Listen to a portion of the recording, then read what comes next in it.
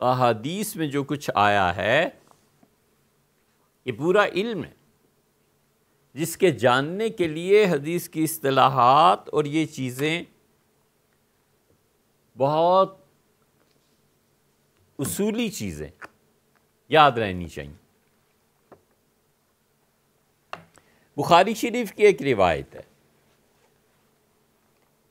اب ہم اس آخری حدیث پر بات کر رہے ہیں۔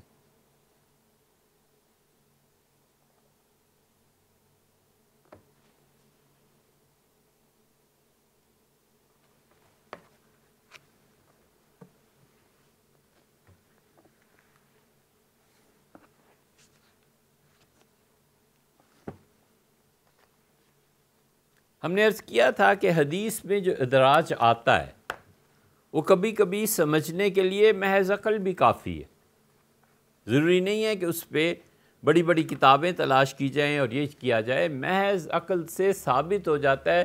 محدثین، جس پہلے محدث نے اس حدیث پر اعتراض کیا اور یہ کہا کہ ادراج ہے، اس کو کس کتاب کی ضرورت پیش آئی؟ کچھ بھی نہیں۔ یہ حدیث ذرا غور سے آپ بھی سنیں، ہم اسے صحیح بخاری کی روایت ہے، یہ سنتے ہی آدمی کو کیوں نہیں پتہ چل جاتا کہ اس حدیث میں ادراج ہے؟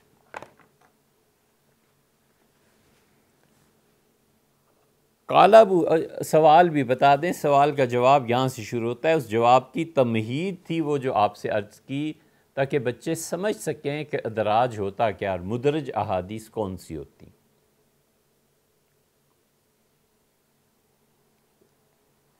ایک صاحب نے تقریر کی ہے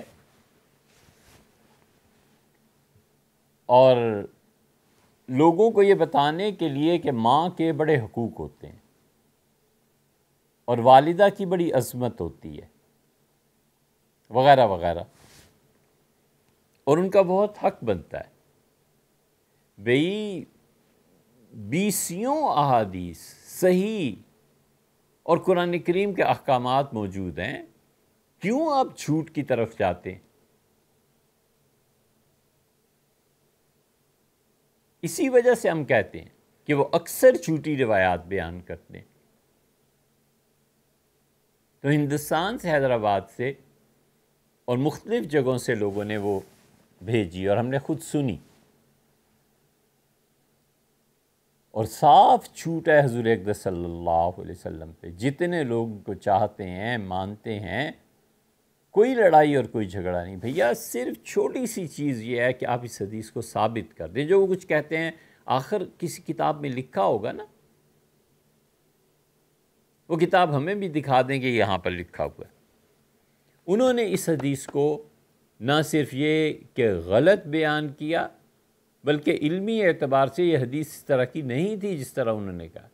ثابت یہ کرنا ہے کہ والدہ کے بڑے حقوق ہیں، تو اب صحیح حدیث کیوں نہیں؟ وہ پڑھیں کیوں بھئی؟ وہ تو مطالعہ چاہیے، وہ معتقد چھوڑیں تو تب کوئی پڑھے نا۔ اور صاحب بنیادی طور پہ اتنا علم رکھتے ہوں کہ صحیح احادیث اور صحیح تفسیر یہ نہیں ہے۔ 3 مقامات ایسے تھے، ڈھونڈنے کو چلیں تو 20 مثالیں ملیں گی، لیکن ہم نے ان پہ گرفت اسی لیے کی کہ حضور اقدس صلی اللہ علیہ وسلم پہ جھوٹ نہ بولیں۔ نبی کریم صلی اللہ علیہ وسلم ہم آپ جیسے نہیں ہیں، ہمیں ان کی عزت کا دفاع کرنا ہے، ان کے کلام کا دفاع کرنا ہے۔ ان احادیث سے جو چیزیں آپ ثابت کرنا چاہتے ہیں، اگلی نسلیں ہمارے ذمے پڑ جائیں گی، متھے لگ جائیں گی، وہ کہیں گے اس چیز کو ثابت کرو۔ کون ثابت کرے گا ادھر؟ اس لیے جب آپ گہرا علم نہیں رکھتے تو آپ اسلام کے نمائندے بھی نہ کہلائیں۔ کبھی تو کہیں نا کہ غیر ارادی طور پہ میری زبان سے جھوٹ نکل گیا، میں اللہ سے کی پناہ مانگتا ہوں، لوگوں میری بات غلط ہے۔ آپ رجوع بھی نہ کریں، حضور اقدس صلی اللہ علیہ وسلم پہ جھوٹ بھی بولتے پھریں، پھر کوئی آپ کو ٹوکے بھی نہ۔ یہ کیا بات ہے؟ ہم نے، آپ نے، سب نے مر کے اللہ کو جواب دینا ہے۔ آپ خدا کے ہاں یہ چیز ثابت کر دیجئے، آپ جیتے۔ اللہ کے ہاں دنیا میں کچھ نہیں ہے، دنیا جو ہونی ہے سو ہونی ہے۔ یہ ہے حدیث۔ اس میں ذرا آپ دیکھیں کہ انسان، آپ کی ہماری عقل عام نارمل کیا کہتی۔ قال ابو ہریرہ، یہ کتاب العتق میں حدیث لائے ہیں امام بخاری رحمۃ اللہ علیہ، اور انہوں نے اس پہ باب باندھا ہے کہ باب العبد اذا احسن عبادت ربہ ونصح سیدہ۔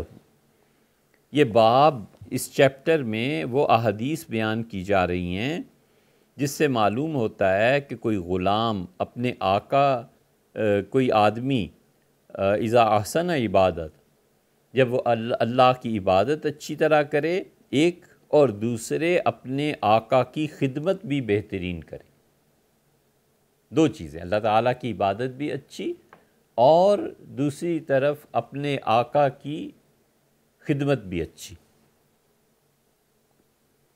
پہلی حدیث لائے ہیں وہ عبداللہ ابن عمر کی روایت ہے، پھر وہ دوسری حدیث لائے ہیں وہ حضرت ابو موسیٰ اشعری کی روایت ہے، تیسری حدیث لائے ہیں حضرت ابو ہریرہ رضی اللہ تعالیٰ عنہم، یہ ان کی روایت ہے، اور وہ کہتے ہیں سعید ابن مسیب کی روایت ہے۔ سعید ابن مسیب رحمۃ اللہ علیہ مدینہ منورہ میں حضرت ابو ہریرہ رضی اللہ عنہ کے داماد تھے، اور ابو ہریرہ رضی اللہ عنہ ان کے علم کا خود اعتراف کرتے تھے۔ سعید ابن مسیب بہت علم تھا، حتیٰ کہ امام احمد نے کہا کہ مدینہ منورہ میں ان سے بڑا تابعی نہیں ہے علم کے اعتبار سے، وگرنہ نسباً تو یہ جو دوسری طرف حضرات ہیں حضرت زین العابدین رحمۃ اللہ علیہ وغیرہ، ظاہر ہے کہ ان کے اپنے مقامات ہیں۔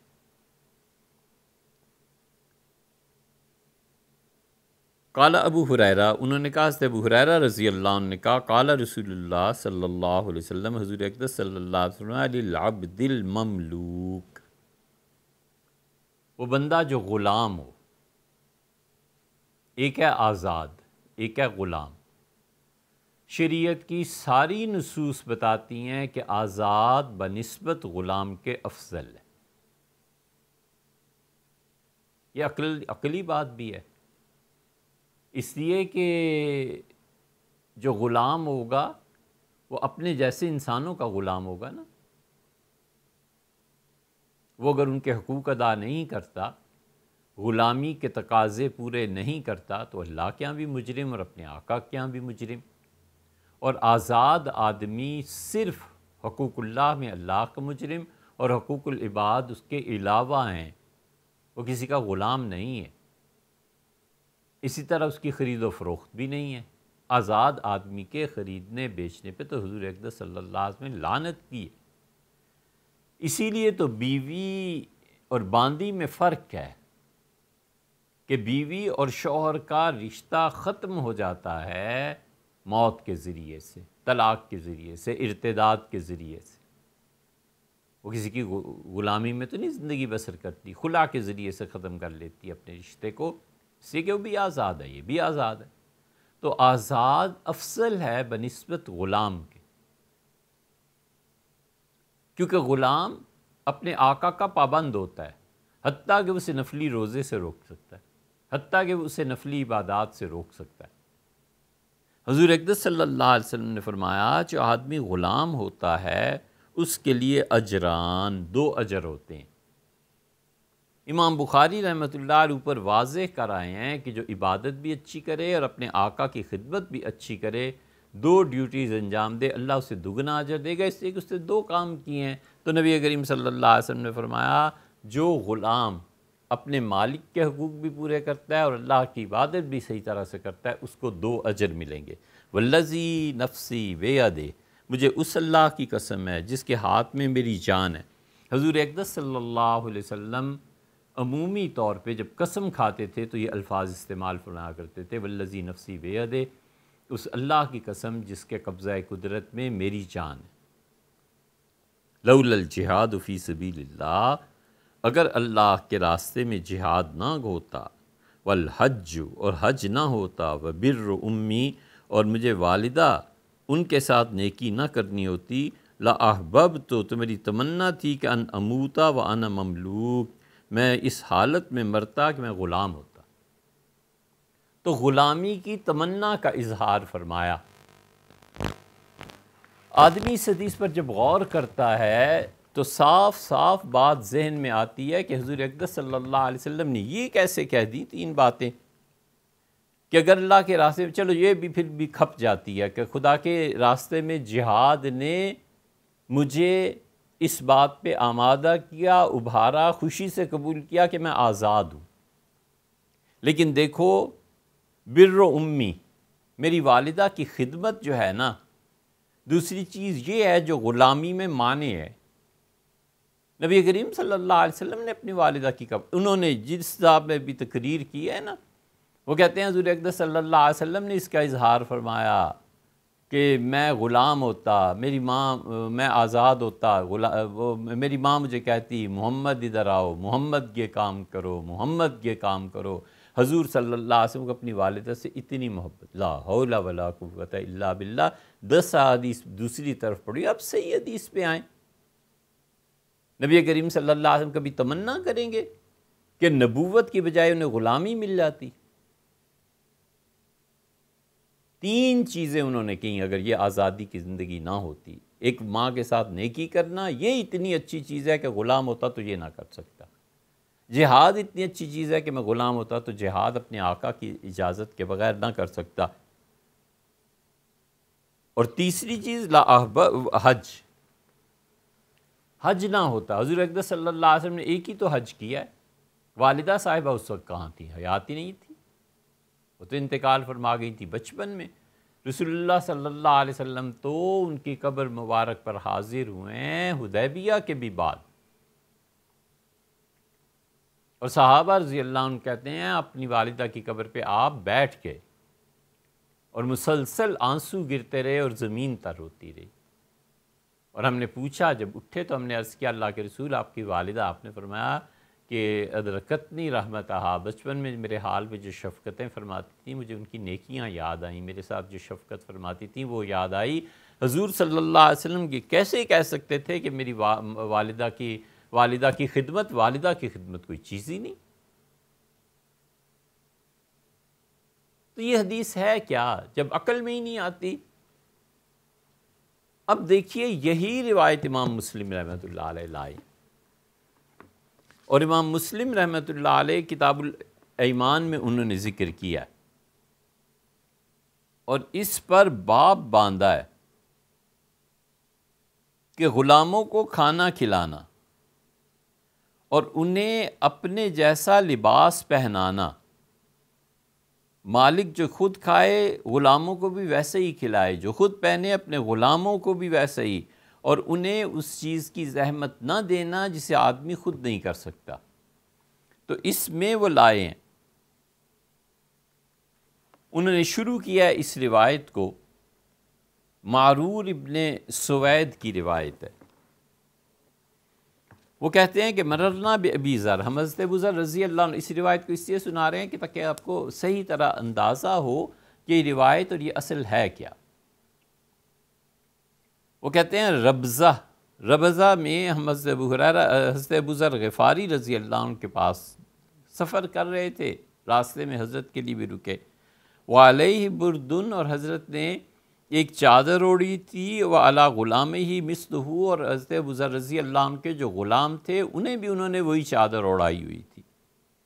ہم نے کہا حضرت لو جمعت بینہما کانت حلہ، حضرت اب اگر 2 چادریں، جو غلام کو ایک چادر دی ہے اور خود بھی ویسی ہی پہن لی ہے، تو اب یہ 2 چادریں ملا کر سی کے پورے جسم کا ہی لباس بن جاتا، بڑا کھلا آپ کا جبہ بن جاتا، تو پھر کیا تھا؟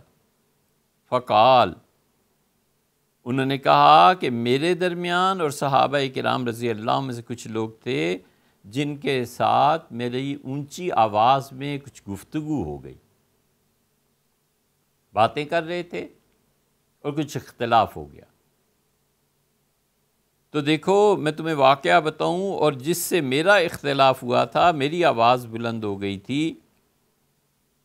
وہ ایک عجمی عورت کی اولاد تھے۔ فعیرتہ بأمہ، میں نے عربیت کی بنیاد پر، اپنی نسل کی بنیاد پہ، کہ میں خالص عرب ہوں، ماں اور باپ دونوں، اور تمہاری ماں عجم سے آئی تھی، میں نے اسے غیرت دلائی کہ او عجمی عورت کے بیٹے، اس کے نسب میں عیب نکالا، فشکانی الی النبی صلی اللہ علیہ وسلم، تو وہ گئے اور حضور اقدس صلی اللہ علیہ وسلم نے میری شکایت کی، فلقیت النبی صلی اللہ علیہ وسلم، میں حضور اقدس صلی اللہ علیہ وسلم کی خدمت میں حاضر ہوا، فقال یا ابا ذر، آپ نے کہا ابو ذر انک امر فیک جاہلیہ، تو ایسا شخص ہے جس میں ابھی تک کفر کی عادتیں باقی ہیں، لوگوں کو تانے دیتے پھرتے ہو، ابھی تک کفر کی عادتیں۔ میں نے کہا اللہ کے رسول، انہوں نے بھی مجھے برا بھلا کہا تھا،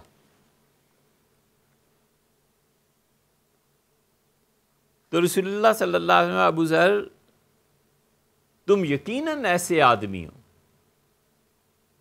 جو ان کفر کی حرکتوں کا ارتکاب کرتا ہے۔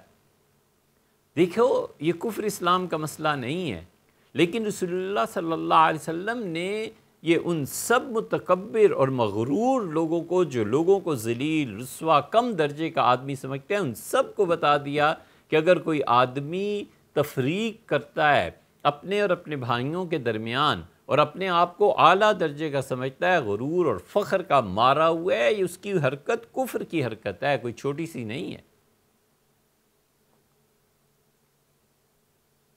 فرمایا ابو ذر یہ کفر کی حرکتیں، ہم اخوانکم، تمہارے غلام تمہارے بھائی تو ہوتے ہیں، جعلہم اللہ تحت ایدیکم، اللہ کی مشیت ہے کہ اس نے کسی حکمت کے تحت اس کو تمہارا نوکر بنا دیا ہے، فَطِعِمُوهُم مِّمَّا تَأْكُلُونَ، جو خود کھاتے ہو انہیں بھی وہی کھلایا کرو، وَأَلْبِسُوهُم مِّمَّا تَلْبَسُونَ، جو تم خود پہنتے ہو اپنے غلاموں کو بھی وہی کپڑا پہنایا کرو، اور دیکھو انہیں کبھی بھی ایسی چیز کے لیے ایسے کام کا نہ کہنا جس کام سے تم خود عاجز ہو جاؤ، اور اگر تم خود نہیں کر سکتے، اور اگر تم انہیں کسی ایسے کام کا حکم دو تو پھر خود بھی اس کے ساتھ مل کے کام کرایا کرو۔ یہ غلاموں کے، نوکروں کے حقوق بتا دیے، اسی میں آگے چل کے وہ حدیث لائے، پھر باب قائم کیا ہے کہ جو اپنے پروردگار کی اچھی عبادت کرے اور اپنے مالک کی خدمت کرے، وہ 2 اجر اسے ملیں گے۔ وہی لائے ہیں حدیث۔ سعید ابن مسیب رحمۃ اللہ علیہ نے کہا کہ حضرت ابو ہریرہ رضی اللہ عنہ نے کہا قال رسول اللہ صلی اللہ علیہ وسلم۔ اب دیکھا آپ نے 3 چیزیں تھیں نا، حج تھا، والدہ کی خدمت تھی، اور اللہ کے راستے میں جہاد تھا۔ یہ 3 چیزیں نہ ہوتی جو آزاد کو نصیب ہیں، غلام کر نہیں سکتا، تو میں اللہ سے دعا، یعنی میری تمنا ہے کہ میری موت آتی اس حال میں کہ میں غلام ہوں۔ حضرت رسالت مآب صلی اللہ علیہ وسلم، بخاری شریف میں یہ پتہ چلتا ہے، مسلم میں یہ حدیث کہتے ہیں کہ نبی کریم صلی اللہ علیہ وسلم للعبد المملوک المصلح اجران، جو آدمی غلام ہوتا ہے اور وہ اچھے کام کرتا ہے، یعنی اللہ کی عبادت بھی اور اپنے آقا کی خدمت بھی، اجران، اسے 2 اجر ملیں گے۔ والذی نفس ابی ہریرہ بیدہ، اس اللہ کی قسم جس کے قبضہ قدرت میں ابو ہریرہ کی جان ہے۔ بخاری کی روایت سے اندازہ ہوتا تھا کہ وہ رسول اللہ صلی اللہ علیہ وسلم جو عام طور پہ اسی طرح قسم کھاتے تھے، یہ حضور اقدس صلی اللہ علیہ وسلم کا اپنا جملہ ہے۔ جب مسلم میں اسی روایت کو آدمی نے دیکھا تو اس نے کہا یہ تو حضرت ابو ہریرہ رضی اللہ عنہ حضور صلی اللہ علیہ وسلم ہی کے الفاظ کو استعمال فرما رہے ہیں، لیکن اپنے متعلق کہہ رہے ہیں، ان کا جملہ نہیں ہے، یہ ہے ادراج، یہ ہے مدرج، کہ ابو ہریرہ رضی اللہ عنہ کہتے ہیں اس اللہ کی قسم جس کے قبضہ قدرت میں میری جان ہے، اگر خدا کے راستے میں جہاد والحج، اور حج وبر امی، اور والدہ صاحبہ کی خدمت نہ ہوتی، لأحببت انا اموت وانا مملوک، میرا جی چاہتا ہے کہ میں مرتا تو بھی غلام ہی ہوتا کہ اس کو 2 اجر ملتے ہیں، ثواب ڈبل ہو جاتا ہے اس کا۔ کچھ ہے نا جن کے ثواب ڈبل ہیں، مثلا امہات المومنین کے متعلق اللہ نے کہا کہ اگر تم اچھے کام کرو گی تو ہم تمہیں ڈبل اجر دیں گے۔ اس پہ ہم نے ایک مضمون بھی لکھا تھا کہ کس کس کے لیے دوہرے اجر ہیں۔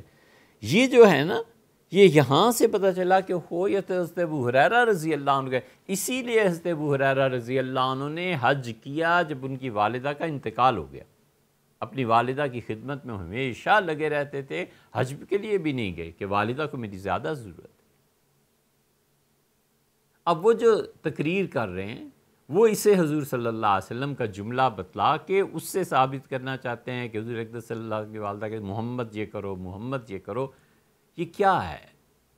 یہ علم کی کمی ہے.